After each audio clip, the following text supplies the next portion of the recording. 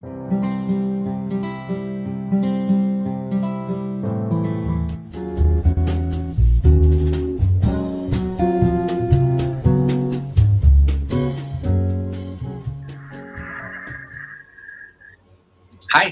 my name is Joe Hernandez. I'm a certified interpreter for the state of California and also for the federal courts, and I've been a professional interpreter for over 20 years.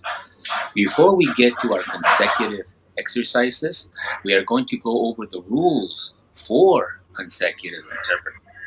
Hopefully, you have already printed the text that says rules for consecutive interpreting, and we're going to go over it together.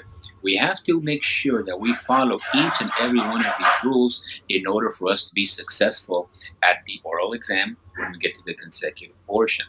The consecutive portion gets a lot of people, and that's because it has so many rules that we have to keep track of while we are providing our interpretation. So let's make sure we know them before we get to our consecutive exercise. So please follow along. Number one, do not interrupt the speaker. The entire question or the entire answer must be finished before you commence your interpretation.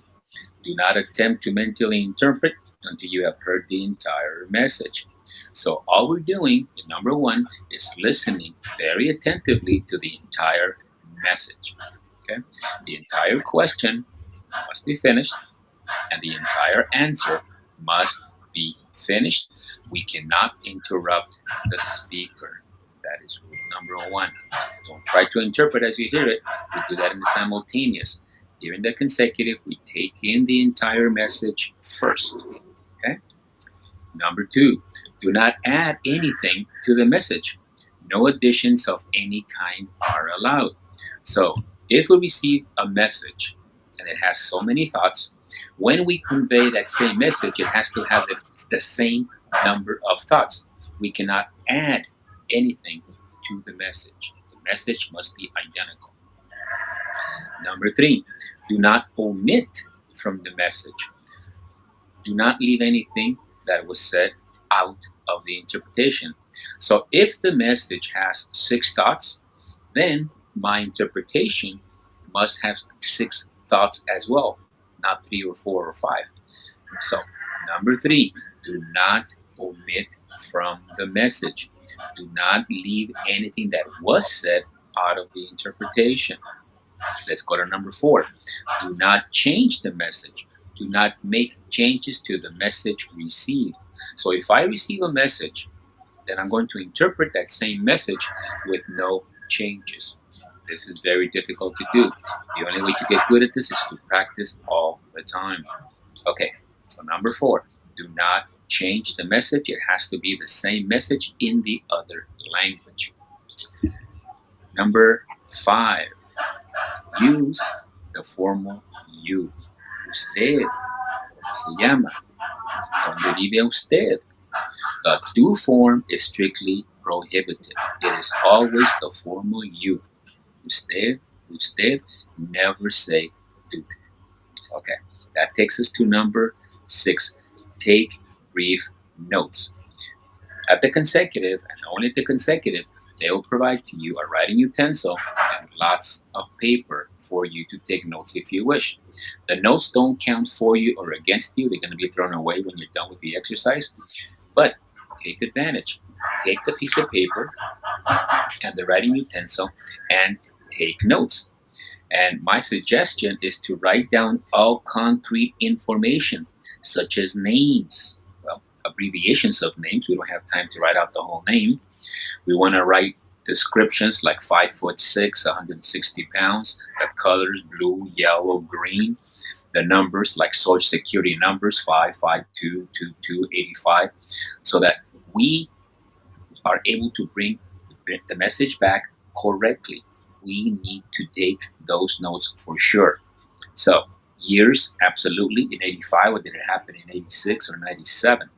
So, take brief notes. Write down all concrete information, such as names, descriptions, colors, numbers, years, addresses, etc.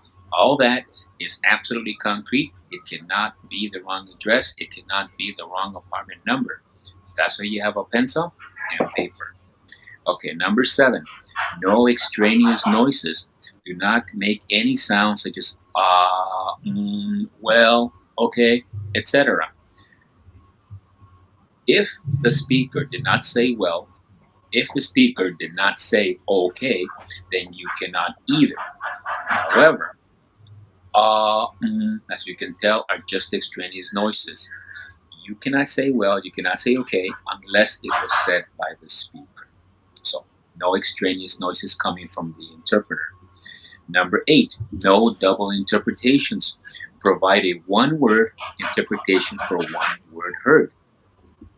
I went to the market. Yo fui a la tienda. No, yo fui al mercado. You see how you give yourself two opportunities, tienda and then mercado? It has to be one for one. Number 9, maintain the same register of the speaker. In other words, raise or lower your level of sophistication of the language in accordance to what you have heard. If it is a very sophisticated vocabulary, so will the interpretation be at the same sophisticated level. If it is a low level register, so will my interpretation be at the same low level. So maintain the same register as the speaker. 10. Speak loudly, clearly, and confidently. You must project professionalism at all times. Absolutely. You are going to be recorded and you will be interpreting from recordings. The entire time you're at the test, you will be recorded. So speak up, speak clearly, and speak confidently. Okay, that gets us to number 11. If you do not know the interpretation for a word or expression, then make your best educated guess. Absolutely. If you leave it in the same language, you are wrong. If you omit it, you are wrong. So take or make your best educated guesses in accordance to the text that you're listening to. So, number 11, if you do not know the interpretation for a word or expression, make your best educated guess. Absolutely.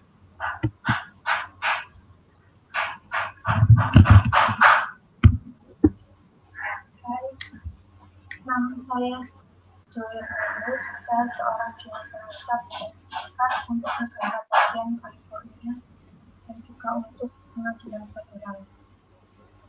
Saya sudah menjadi profesional interpreter untuk lebih dari 20 tahun. Sebelum kita melakukan latihan konsekutif, kita akan membahas aturan untuk interpreter konsekutif. Mudah-mudahan Anda sudah mencetak teks yang bertuliskan secara akurat untuk interpreting konsekutif dan kita akan membahasnya bersama. Kita harus memastikan bahwa kita mengikuti setiap dan semua aturan ini agar kita berhasil dalam ujian lisan. Kita akan mendapatkan porsi konsekutif. Itu mendapat banyak orang karena ada begitu banyak aturan yang harus kita ikuti saat kita memberikan interpretasi. Jadi mari kita pastikan kita tahu itu sebelum kita mulai latihan konsekutif. Jadi tolong ikuti. Nomor 1, jangan mengganggu pembicara. Seluruh pertanyaan atau seluruh jawaban harus diselesaikan sebelum Anda memulai interpretasi Anda. Jangan mencoba untuk menafsirkan secara mental sampai Anda telah mendengar seluruh pesannya. Jadi, semua yang kita lakukan di nomor 1 adalah mendengarkan dengan perhatian keseluruhan pesan. Keseluruhan pertanyaan harus diselesaikan dan seluruh jawaban harus diselesaikan. Kita tidak dapat mengganggu pembicara. Itu peraturan yang disahkan. Jangan mencoba untuk menafsirkan seperti yang Anda lakukan. Kita melakukan itu disebutkan. Di sini di konsekutif, kita menerima seluruh pesan terlebih dahulu. Nomor 2, jangan menambahkan apapun ke pesan. Tidak ada penambahan apapun yang diperbolehkan. Jadi, jika kita menerima pesan dan itu memiliki banyak pemikiran, ketika kita menyampaikan pesan yang sama, itu harus memiliki jumlah pemikiran yang sama. Kita tidak dapat menambahkan apapun ke pesan tersebut. Itu harus identik. Nomor 3, jangan hilangkan dari pesan. Jangan tinggalkan apapun yang dikatakan di luar interpretasi. Jadi, jika pesan memiliki 6 titik, maka interpretasi saya harus memiliki 6 pemikiran juga. Tidak 3, atau 4, atau 5. Jadi nomor 3, jangan hilangkan dari pesan. Jangan percaya apapun yang dikatakan bagian dari interpretasi. Mari menuju ke nomor 4. Jangan mengganti pesan. Jangan membuat perubahan pada pesan yang diterima. Jadi, jika saya menerima sebuah pesan, lalu saya akan menafsirkan pesan yang sama dengan tidak berubah ini sangat sulit untuk dilakukan. Satu-satunya cara untuk menjadi ahli dalam hal ini adalah latihan setiap waktu. Jadi nomor 4, jangan merubah pesan. Itu harus pesan yang sama di bahasa yang lain. Nomor 5, gunakan bahasa formal. Anda. Di sana selalu formal Anda yang masih ada tidak pernah dikatakan. Itu membawa kita ke nomor 6. Buat catatan singkat. Di konsekutif dan hanya 2 konsekutif, mereka akan memberi Anda alat tulis dan banyak kertas untuk Anda untuk membuat catatan jika Anda mau. Catatan tersebut diperhitungkan untuk Anda atau melawan Anda. Mereka akan dibuang. Saat Anda selesai dengan latihan, manfaatkanlah selembar kertas dan alat tulisnya dan buat catatan.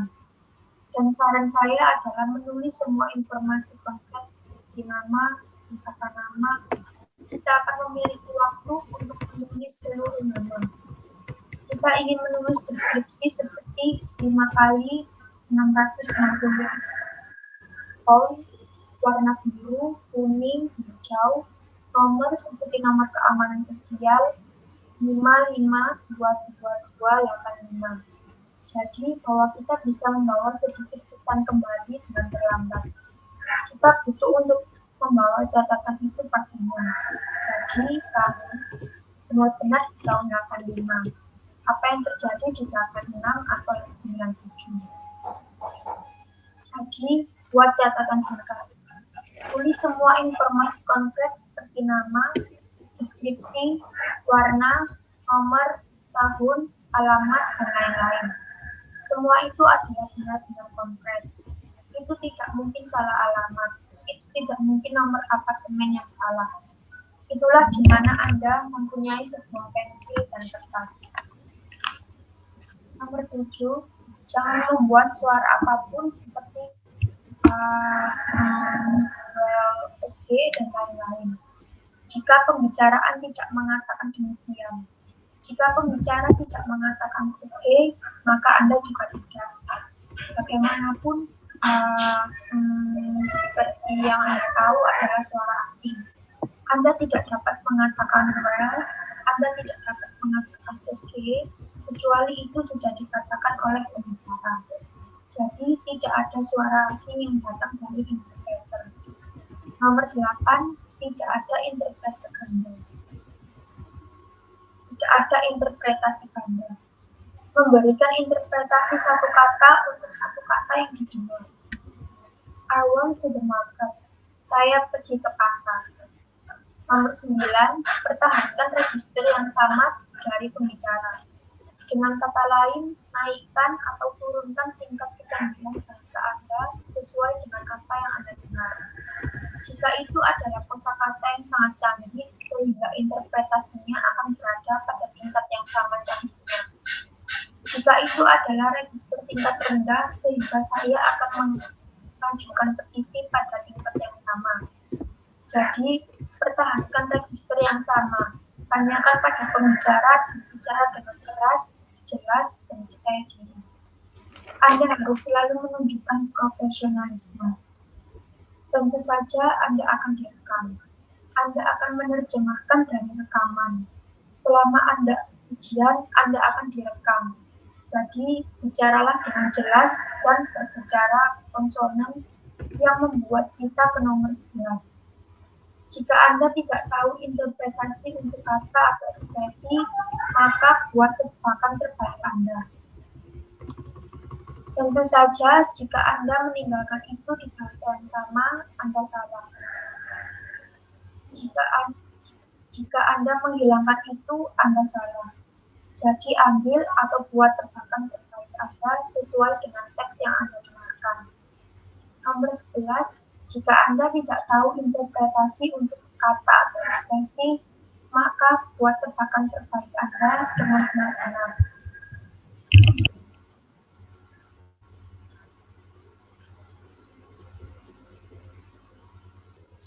Number 12. When an idiomatic expression is utilized, then you must provide the equivalent expression to convey the meaning and not explain the expression. Let me give you an example. ¿Cuánto le costó? How much did it cost you? Me costó un ojo de la cara. It was very expensive. That is explaining it. It is not the equivalent expression. The equivalent expression would be, it cost me an arm and a leg. Now we have expression for expression, and that is what is required at the test and in real life interpreting as well. So that takes care of number 12. Number 13, interpret all fillers. All filler words utilized by the speaker. Now, when the speaker says, well, you know, okay, they must all be interpreted with equivalent filler words. These are not extraneous noises. These are words, and words are to be interpreted. Well, bueno, you know, usted sabe, okay, está bien. Filler words must be interpreted as well. 14. Remember in what language you heard the source information so that you may go into correct language when interpreting. So if I hear the message in English, I must remember that I heard it in English so I can go into Spanish. If I hear it in Spanish, I must remember that I heard it in Spanish so that I can go into English. At the test, if you hear it in English and you say it in English, or you hear it in Spanish and you say it in Spanish, the prompter is not going to correct you. They're just going to say failure to interpret, and you're not going to get any points whatsoever. So keep track of what language you heard the message in so that you may go into the correct language. Number 15. Remember the gender of all speakers. This is a must when going into Spanish. In English, he is sick, she is sick. In Spanish, I must remember, él está enfermo, ella está enferma. So if we are going from English to Spanish, remembering the gender is absolutely vital. Okay? That takes care of 15. Number 16. Follow the story. It's just one story, one mugging, one robbery, one holdup. Remember everything that has transpired in the story so that you may provide a better interpretation of upcoming events. It's easy to interpret what's coming up if you can remember what has transpired already. It's just one story. And this includes terms used. In other words, if the speaker says that this happened on a sidewalk and uses the word banqueta, when you go back to interpret sidewalk, say banqueta, do not say acera. So we're going to leave the terms the same as well. I even write them down so I don't forget. Number 17, interpret all profanity. Do not use more bland terms. They're called euphemisms for vulgarisms. Cuss words for cuss words. Just as strong, just as obscene or vulgar, it doesn't matter. We will interpret them just the same. Number 18, do not do any conversions. When answers are provided in pesos or kilos, or if the 24-hour clock is utilized, those will be interpreted in just the same fashion and not converted. We do not do any conversions whatsoever. Leave them just the way they are. Number 19 is very important. You must wait at least 2 complete seconds before you commence your interpretation. That's 2 complete seconds. 1001, 1002. We want to make sure that the speaker is not just taking a breath and is going to continue. 2 complete seconds as a minimum, we will wait. However, You must begin your interpretation no more than 7 seconds after the speaker has finished the question or the answer. That means that you must begin your interpretation no later than 7 seconds after the speaker has finished. That doesn't mean that you're going to finish the interpretation in 7 seconds. All I'm saying is wait 2 seconds before you commence, but wait no more than 7 seconds and then commence your interpretation. That will give us plenty of time to finish within the allotted time. It is a timed exercise, maybe 20 to 22 minutes. Make sure you ask the proctor how much time you have. If you go abide by this window, you will be finishing very comfortably within that time.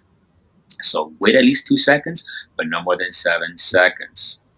Number 20, you may ask for repetitions. You will state, may the interpreter have a repetition, please. We refer to ourselves in the third person. So say, may the interpreter have a repetition, please. And the question or the answer will be repeated. In California, for the consecutive portion, you are allowed only 2 repetitions during the entire exercise.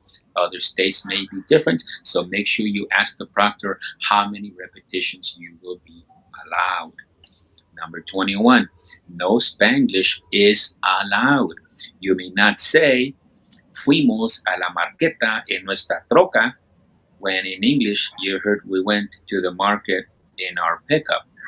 This is called Spanglish. It is absolutely prohibited. You must remain in Spanish the entire time that you're interpreting into Spanish. The Spanish has to be 100% authentic, genuine, and real Spanish. When you go into English, it has to be 100% authentic, genuine, and real English. We cannot mix the languages up whatsoever. Spanglish is strictly prohibited. Number 22, concentrate 100%. Visualize the message and sound self-assured and poised. All they have to base themselves on to give you your license is how you perform on that day. So we are going to sound self-assured, poised, and very professional. Okay, so keep in mind all of these rules when we do the consecutive exercise. So I will see you at the consecutive exercise. Thank you for joining us. See you in a little bit.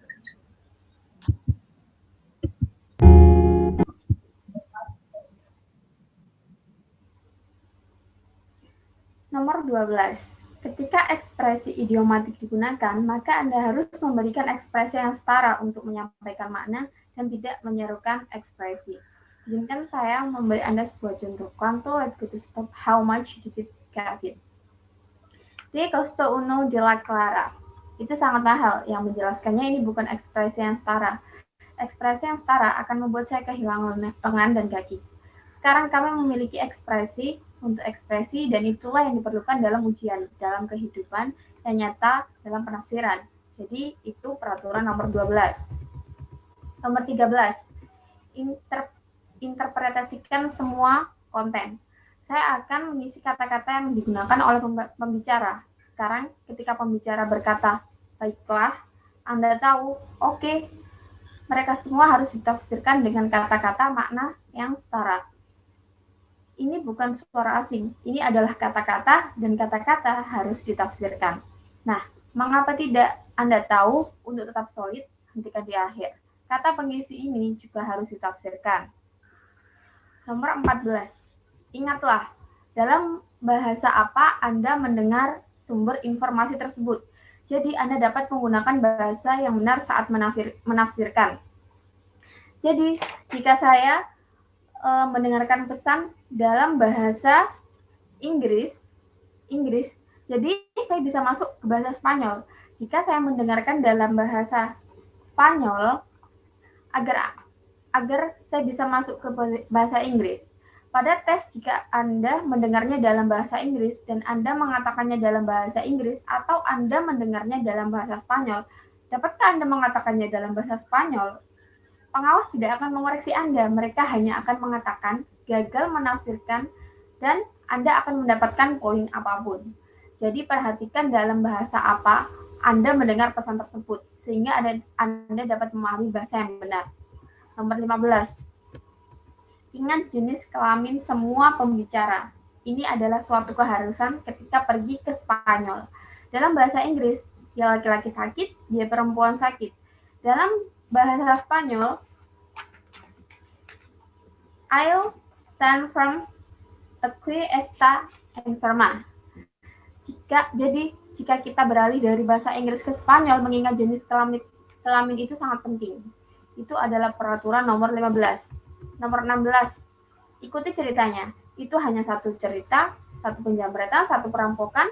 Ingatlah semua yang terjadi dalam cerita, sehingga Anda dapat memberikan interpretasi yang lebih baik tentang acara yang akan datang. Mudah untuk menafsirkan apa yang akan terjadi jika Anda ingat telah terjadi. Itu hanya satu cerita dan ini termasuk istilah yang digunakan. Dengan kata lain, jika pembicara mengatakan bahwa ini terjadi di trotoar dan Anda menggunakan kata pon kita akan kembali untuk menafsirkan trotoar, katakanlah pon kita, tidak mengatakan sebuah setup. Jadi kami akan memberikan istilahnya tetap sama. Anda juga dapat menuliskannya, jadi saya tidak lupa. Nomor 17. Tafsirkan semua kata-kata kotor. Jangan gunakan istilah yang lebih hambar yang disebut eufemisme untuk vulgarisme. Kata-kata makian untuk kata-kata makian, sama kuatnya, sama cabul, atau vulgarnya. Tidak masalah, kami akan menafsirkannya. Itu sama saja. Nomor 18. Tidak ada konversi. Jika jawaban diberikan dalam piso atau kilo, atau jika waktu dalam 24 jam digunakan, itu akan diinterpretasikan dengan cara yang sama dan tidak dikonversi. Kami tidak melakukan konversi apapun, bahkan apa adanya. Nomor 19 sangat penting. Anda harus menunggu setidaknya 22 detik penuh sebelum Anda mulai interpretasi Anda. Itu adalah 2 detik penuh. 1001, 1002. Kami ingin memastikan bahwa pembicara tidak hanya mengambil nafas, dan itu akan terus menyelesaikan detik sebagai minimal. Kami akan menunggu. Bagaimana Anda harus memulai interpretasi Anda? Tidak lebih dari 7 detik setelah pembicara menyelesaikan pertanyaan atau jawabannya. Jadi, itu berarti Anda harus mulai interpretasi Anda selambat-lambatnya 7 detik setelah pembicara selesai. Itu tidak berarti Anda menyelesaikan interpretasi dalam 7 detik. Yang saya katakan adalah menunggu 2 detik sebelum Anda memulai. Tetapi tidak lebih dari 7 detik dan memulai interpretasi Anda. Itu akan memberi kita banyak waktu menyelesaikan dalam waktu yang ditentukan. Ini adalah latihan waktu mungkin 20-22 menit. Pastikan Anda bertanya kepada pengawas, berapa waktu yang Anda miliki? Jika Anda mengikuti jeda ini atau peraturan ini, Anda akan menyelesaikan dengan sangat nyaman dalam waktu itu. Jadi tunggu setidaknya 2 detik tetapi tidak lebih dari 7 detik. Nomor 20, Anda dapat meminta pengulangan. Anda akan menyatakan, bolehkah penerjemah memiliki pengulangan? Tolong. Kami menyebut diri kami sebagai orang ketiga. Jadi katakanlah mungkin juru bahasa minta pengulangan atau pertanyaan atau jawaban akan diulang. Di California atau bagian yang berurutan, Anda hanya diperbolehkan melakukan 2 pengulangan selama seluruh latihan.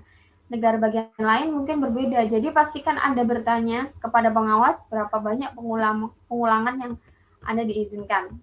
Nomor 21. Spanglish tidak diperbolehkan. Anda tidak boleh mengucapkan Fuimos a la marqueta en nuestra toca. Jika dalam bahasa Inggris, Anda mendengar kami pergi ke pasar dengan mobil pick-up kami. Ini disebut bahasa Spanyol. Anda dilarang keras untuk tetap berada di Spanyol. Sepanjang waktu Anda menerjemahkan ke dalam bahasa Spanyol. Bahasa Spanyol harus 100% asli Spanyol. Ketika Anda masuk ke bahasa Inggris, itu harus 100% asli bahasa Inggris. Kami tidak bisa mencampur adukan kedua bahasa sama sekali. Bahasa Spanyol sangat dilarang. Nomor 2, berkonsentrasi 100%. Memvisualisasikan pesan dan suara dengan percaya diri dan tenang. Semua yang harus dilakukan mereka dasarkan untuk memberi Anda lisensi adalah bagaimana Anda tampil pada hari ini. Jadi, kami akan terdengar percaya diri dan sangat profesional. Oke? Jadi, ingatlah semua aturan saat kita melakukan latihan berulang. Jadi, sampai jumpa di latihan berikutnya. Terima kasih telah bergabung dengan kami. Sampai jumpa.